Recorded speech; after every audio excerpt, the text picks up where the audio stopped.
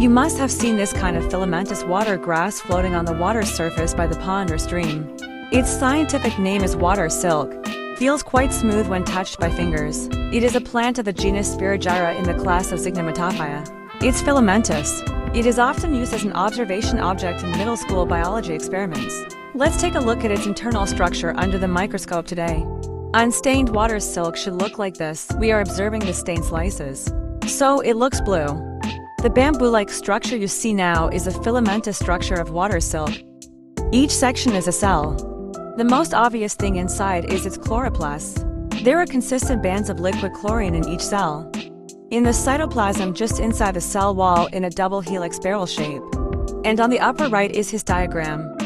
There are many black spots on the chloroplast. That's protein. Water silk has a very special way of reproduction. It can break reproduction. It can also be combined with reproduction.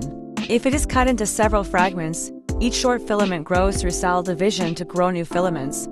Its combined reproduction belongs to sexual reproduction. The process is amazing. So let's see how it does this. The two adjacent cells of the two water silk-like ladders in the picture are directly connected by a bulge. The process is like this. First, two water silk filaments are parallel and close to each other. On the opposite side of the cells of the two filaments, one is produced bulges. Then the two opposing bulges extend. The top ends touch the end wall and dissolve, forming a connected tube. It's called a conjugation tube.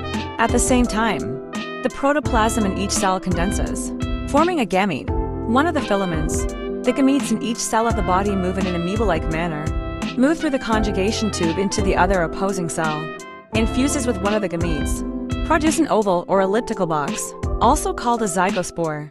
All the cells in this filament empty out. The cells of the other filament each have a box. The empty filaments are male. The filamentous body with the box can be considered a female. The above reproductive process is called sexual reproduction. After the reproduction is completed, the nucleus accretes to produce thick-walled algae. After death and disintegration, the nucleus sinks to the bottom of the water and hibernates.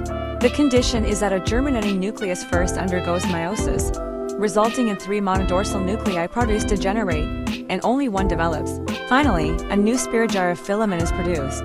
Spirogyra can be used as bait for some fish. When Spirogyra reproduces in large quantities, it often causes blockage of some factory pipelines, thus affecting production. Today's journey of exploration of the microscopic world ends here. If you are interested in the micro world, you can follow me. Leave a message in the comment area. Let's explore the mysteries of the microscopic world together.